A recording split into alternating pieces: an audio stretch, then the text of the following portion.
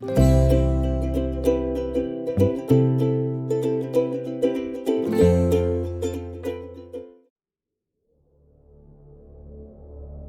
हैं जंगल सिर्फ रास्ते नहीं छुपाता, वो इंसान की हिम्मत, बुद्धि और नीयत भी परखता है। ये कहानी है एक किसान की जिसका बच्चा एक गलत मोड़ पर चला गया और एक ऐसे जंगल में फंस गया जहां हर कदम एक पहेली है और हर गलत जवाब मौत। हरिपुर गांव की सरहद पर बना रामदीन का वो कच्चा घर खुशियों से भरा था। रामदीन के लिए उसका बेटा मंगू सिर्फ उसकी संतान नहीं, उसकी पूरी दुनिया था। पर उसे क्या पता था कि आज की शाम उसके जीवन की सबसे लंबी रात लेकर आने वाली है। मंगू, ओ मंगू, देख बेटा, तेरे लिए शहर वाले मेले से वो लकड़ी का लट्टू लाया हूँ। मंगू एक लाल रंग की तितली के पीछे भाग रहा था और खुशी से खिलखिला रहा था। बस एक बार हाथ आजा सुंदर रानी। देख बाबा, ये तितली आसमान के उस पार जा रही है। ज्यादा दूर मत जाना बेटा, सूरज डूबने को है और अंधेरे में जंगल की परछाइयां बड़ी हो जाती हैं। तितली उड़कर घने पेड़ों के झुरमुट में चली जाती है। मंगू उसे पकड़ने के मोह में खेतों की मेड़ लांघकर काले वन की सीमा में घुस जाता है। धीरे धीरे रोशनी कम होने लगती है। तितली, तू कहाँ गई? बाबा, देखो यहाँ कितने बड़े बड़े पेड़ हैं। अचानक जंगल की चुप्पी मंगू को डराने लगती है। झींगरों की आवाज तेज हो जाती है। मंगू पीछे मुड़ता है, पर उसे अब अपना घर या खेत नहीं दिखते, सिर्फ घने झाड़ दिखाई देते हैं। बाबा आप कहाँ हो? मुझे डर लग रहा है। इधर खेत में रामदीन का दिल अचानक जोर से धड़कने लगता है। वो चारों तरफ देखता है, पर मंगू कहीं नहीं है। मंगू, बेटा, ये खेल बंद कर, अब घर चल। तेरी माँ ने रोटी बना ली होगी। कोई जवाब नहीं आता। सन्नाटा और गहरा हो जाता है। रामदीन की आंखों में डर साफ दिखने लगता है। वो पागलों की तरह दौड़ने लगता है। नहीं, वो जंगल की तरफ तो नहीं चला गया। हे भगवान, मेरे बच्चे की रक्षा करना। मंगू।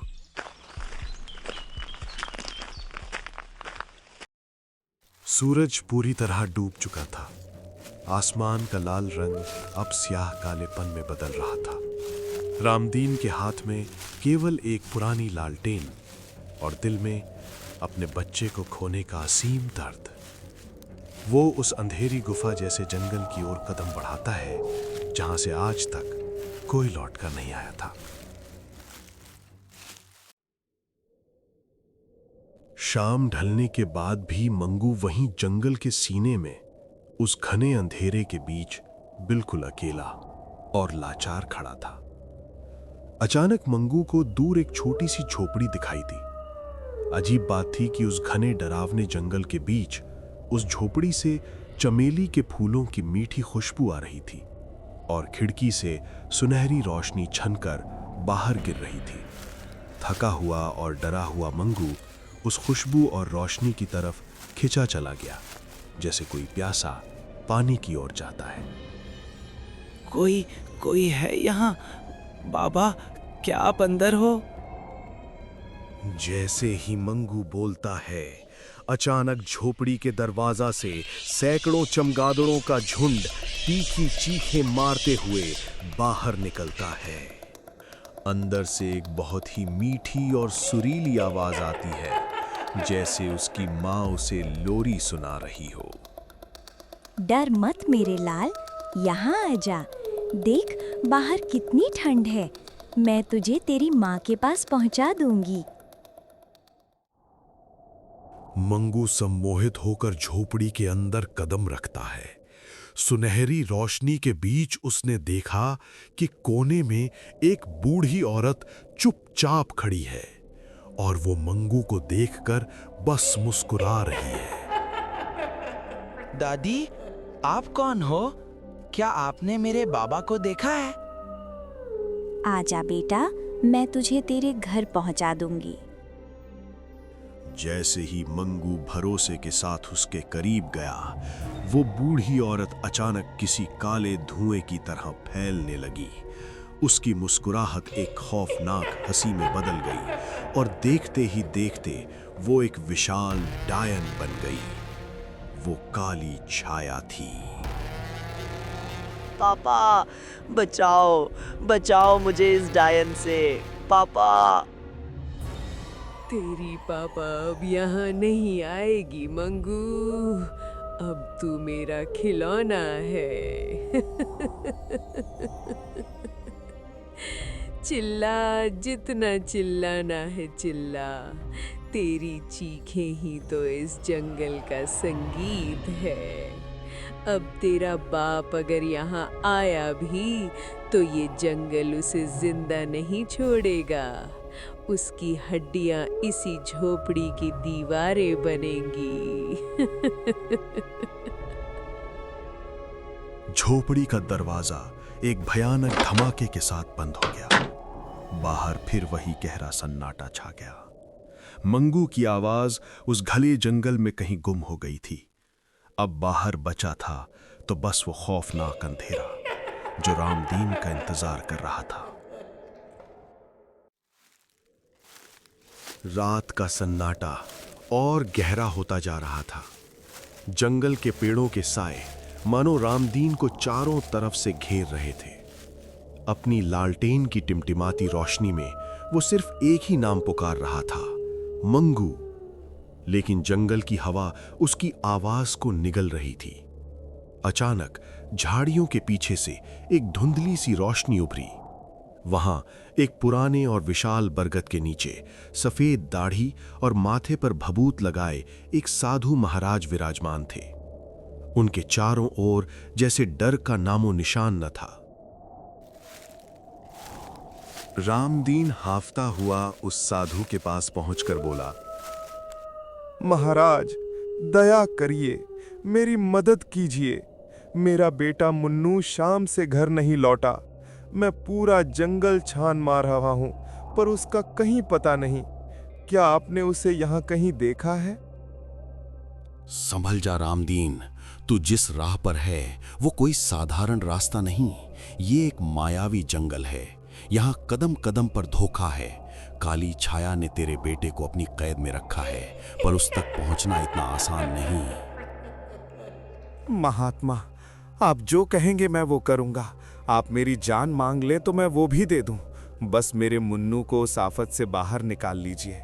चाहे मुझे अंगारों पर चलना पड़े या मौत से लड़ना पड़े, मैं पीछे नहीं हटूंगा। बस आप रास्ता बताइए महाराज, मैं उस डायन के पास कैसे पहुंचूं? इतना आसान नहीं है रामदीन। तुझे काली छाया की उस मायावी झोपड़ी तक पहुंचने के लिए जंगल की 3 पहेलियां बुझानी होंगी। याद रख, अगर तूने एक भी गलत जवाब दिया तो ये जंगल तुझे वहीं मार डालेगा। तू कभी वापस नहीं लौट पाएगा। और एक बात कान खोलकर सुन ले, काली छाया को कोई साधारण शस्त्र या कुल्हाड़ी नहीं मार सकती। उसकी जान एक मायावी मिट्टी की हांडी में बंद है। जब तक वो हांडी नहीं फूटेगी, वो डायन अमर रहेगी। साधु ने अपनी झोली से एक चमत्कारी कुल्हाड़ी निकाली, जिसकी धार से नीली रोशनी निकल रही थी। ले, ये दिव्य कुल्हाड़ी संभाल। ये कोई मामूली लोहा नहीं, इसमें सिद्ध शक्तियों का वास है। जैसे ही तू उस मायावी हांडी पर इससे वार करेगा, काली छाया का पापी शरीर मिट्टी में मिल जाएगा और उसका अंत हो जाएगा। पर सावधान रामदीन, ये जंगल पहेलियों का जाल बुनेगा। अगर तू अपनी बुद्धि और ममता की परीक्षा में चूटा तो फिर कोई जादुई हथियार काम नहीं आएगा। तू फिर कभी इस अंधेरे से बाहर नहीं लौट पाएगा। जा, तेरे बेटे की सांसें और तेरा भाग्य अब तेरे हाथों में है।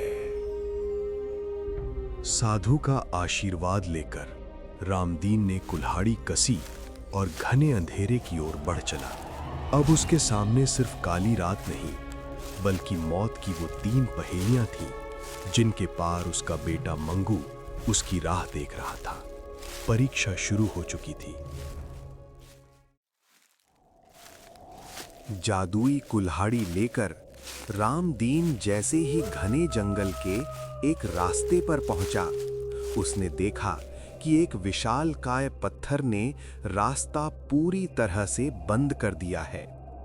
अचानक पत्थर से एक गूंजती हुई रहस्यमयी आवाज आई, जो रामदीन से बोली, ठहर जा रामदीन, इस रास्ते पर कदम रखने का हक सिर्फ उसे है जिसके पास साहस के साथ साथ बुद्धि भी हो। अगर आगे बढ़ना है तो मेरी इस पहेली का जवाब देना होगा, वरना ये पत्थर तेरी कब्र बन जाएगा। मुझे अपनी जान की परवाह नहीं, मैं तैयार हूं। मेरे बेटे के लिए मैं कुछ भी करने को राजी हूं, चाहे वो मौत का खेल ही क्यों ना हो। पूछ अपनी पहेली। तो सुन मुसाफिर, आगे बढ़ना है तो जवाब दे। मैं हूँ फिर भी दिखता नहीं, बिना मेरे कुछ चलता नहीं। मैं रुक जाऊं तो सब रुक जाए, बताओ मैं कौन? दिखता नहीं, पर जिसके बिना सब रुक जाए। चारों तरफ मौत सा सन्नाटा था। रामदीन को सिर्फ अपनी ही भारी सांसों की आवाज सुनाई दे रही थी। उसने गौर किया कि इस सन्नाटे में भी वही एक चीज है जो उसे जिंदा रखे हुए है। यही तो है वो जो चल रही है पर दिखती नहीं। इसका जवाब है सांस। सत्य कहा तूने मुसाफिर, तेरी बुद्धि ने मेरे अहंकार को तोड़ दिया। जा, रास्ता खुला है, पर याद रख अगला द्वार इससे भी भयानक होगा। कहते ही पत्थर पल भर में धुएं में घुलकर ओझल हो गया।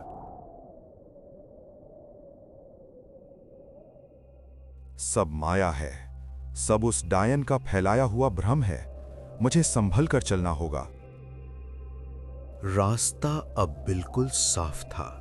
पहली बाधा तो पार हो चुकी थी, लेकिन रामदीन जानता था कि अभी 2 और खौफनाक पहेलियां उसका इंतजार कर रही हैं।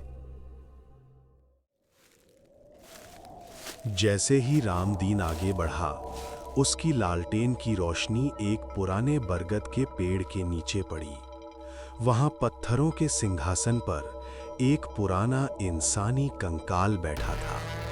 उसकी सूनी आंखों के गड्ढों में एक ठंडी नीली आग जल रही थी।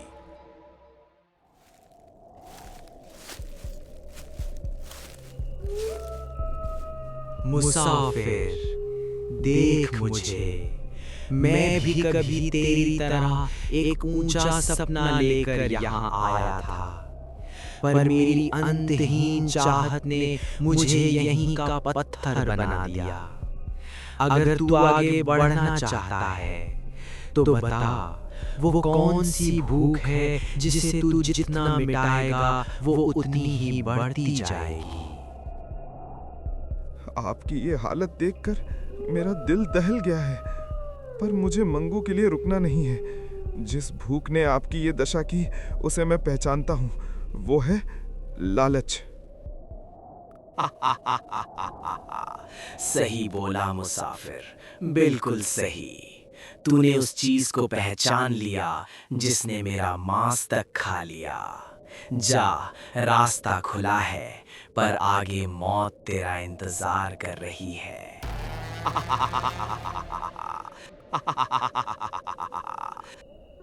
देखते ही देखते वो कंकाल हवा में धुएं की तरह विलीन हो गया। जहां वो बैठा था वहां अब सिर्फ सूखी पत्तियां बची थीं। रामदीन की दूसरी परीक्षा खत्म हुई। कंकाल के बिखरते ही रामदीन आगे बढ़ा, लेकिन कुछ ही दूरी पर उसकी लालटेन की रोशनी 2 चमकती हुई आंखों पर पड़ी। झाड़ियों के बीच से एक विशालकाय काला भेड़िया बाहर निकला। भेड़िए ने भारी इंसानी लहजे वाली आवाज में कहा, ठहर जा मुसाफिर, तूने पत्थर को हराया, कंकाल को चकमा दिया, पर अब तू इस जंगल के सबसे बड़े शिकारी के सामने खड़ा है। काली छाया की झोपड़ी तक जाने वाला रास्ता मेरी नजर से कभी नहीं बचता। अगर आगे बढ़ना है तो तुझे मुझे अपनी बुद्धि से हराना होगा, वरना तेरी हड्डियां भी इसी जंगल का हिस्सा बन जाएंगी। तो शिकारी है तो शिकार कर ले, पर याद रख, एक पिता जब अपने बच्चे के लिए निकलता है तो मौत भी उसका रास्ता नहीं रोकती। पूछ अपनी पहेली, मेरा मंगू इंतजार कर रहा है और मेरे पास वक्त बहुत कम है। तो बता, वो कौन सा बोझ है जिसे उठाने वाला कभी थकता नहीं? वो कौन सा जुआ है जिसमें हारने वाला ही असली विजेता कहलाता है?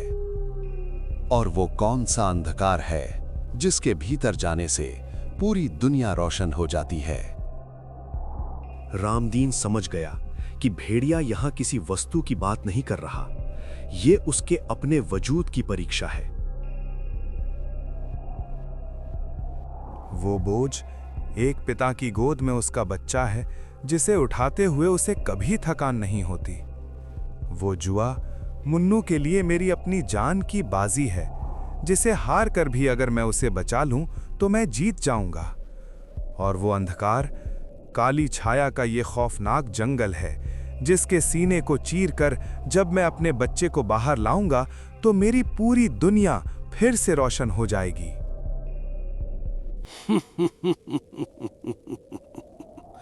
तूने मेरी पहेली तो सुलझा ली, पर क्या तू अपनी किस्मत बदल पाएगा? जा, झोपड़ी के अंदर तेरा सामना खुद मौत से होगा। जिसे तू ढूंढ रहा है वो अब भी तेरा इंतजार कर रहा है। जवाब सुनते ही वो भेड़िया एक काली धुंध में बदल गया। रास्ता अब पूरी तरह साफ था। जंगल का शोर अचानक थम गया। हवा की सरसराहट भी मानो मर गई। एक ऐसा भारी और डरावना सन्नाटा छा गया जिसमें रामदीन को अपनी ही थकी हुई सांसें और दिल की धड़कनें किसी नगाड़े की तरह साफ सुनाई दे रही थीं। सामने वही काली झोपड़ी खड़ी थी।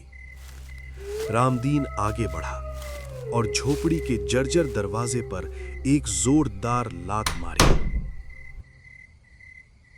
अंदर का दृश्य रूह कंपा देने वाला था। झोपड़ी के ठीक बीचों बीच जमीन पर राख से बना एक गोल घेरा उभरा हुआ था। उसी घेरे के पास काली छाया खड़ी थी। बिखरे हुए बाल, विकराल चेहरा और होठों पर चलती रहस्यमयी बुदबुदाहट। उसकी धीमी आवाज पूरे कमरे में सिहरन की तरह फैल रही थी। लेकिन सबसे भयानक बात कुछ और ही थी। वहां एक नहीं बल्कि दो मंगू खड़े थे। दोनों बिल्कुल एक जैसे, एक सा चेहरा, एक सी देह और आंखों में वही जमी हुई दहशत। दोनों एक साथ कांपते हुए बाबा बाबा चिल्ला रहे थे, मानो खुद भी समझ नहीं पा रहे हो कि असली कौन है और परछाई कौन।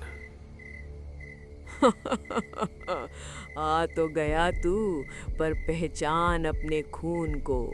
इन दोनों में से एक तेरा बेटा है और दूसरा मेरा काल साया। अगर तूने गलत बच्चे को गले लगाया तो तेरा असली मंगू हमेशा के लिए पत्थर बन जाएगा। बोल, क्या तेरी ममता तुझे सही रास्ता दिखाएगी? रामदीन ने कुल्हाड़ी नीचे कर ली। उसने अपनी आंखें बंद की और याद किया वो बोझ जिसे उठाने वाला कभी थकता नहीं। उसने अपनी रूह से महसूस किया। अचानक उसने देखा कि एक मुन्नू की आंखों में डर है, पर दूसरे की आंखों में कोई परछाई नहीं थी। वो समझ गया, साया कभी सच की आंखों में नहीं झांक सकता। मंगू, डरो मत बेटा, तेरे बाबा आ गए हैं। मैं तुझे पहचान गया हूं।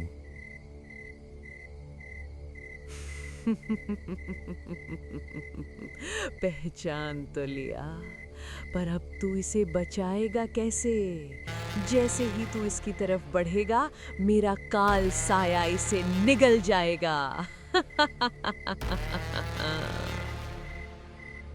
डायन, तेरा अंत मेरी कुल्हाड़ी से नहीं, तेरी खुद की माया के घमंड से होगा। रामदीन बिजली की फुर्ती से मुन्नू की तरफ नहीं, बल्कि अंधेरे कोने में रखी उस चमकती काली हांडी की तरफ लपका। नहीं, वहां मत जाना। साधु महाराज ने सच ही कहा था डायन, तेरी जान तेरे पापों के इस घड़े में है। आज ये घड़ा फूटेगा और तेरा आतंक हमेशा के लिए मिट्टी में मिल जाएगा। रामदीन ने कुल्हाड़ी से उस काली हांडी पर जोरदार वार किया और देखते ही देखते वो मायावी हांडी चकनाचूर हो गई। हांडी के टूटते ही उसमें से एक दिव्य अग्नि निकली, जिसने देखते ही देखते काली छाया को चारों ओर से घेर लिया। नहीं, ये आग, ये मुझे जला रही है।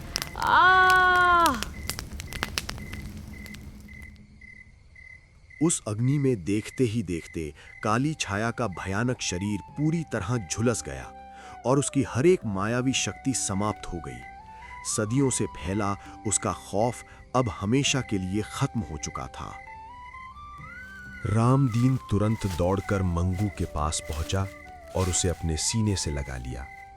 उसकी आंखों से खुशी के आंसू बह रहे थे। मंगू को साथ लेकर और उस जादुई कुल्हाड़ी को कंधे पर रखे वो बिना पीछे मुड़े गांव की ओर चल पड़ा।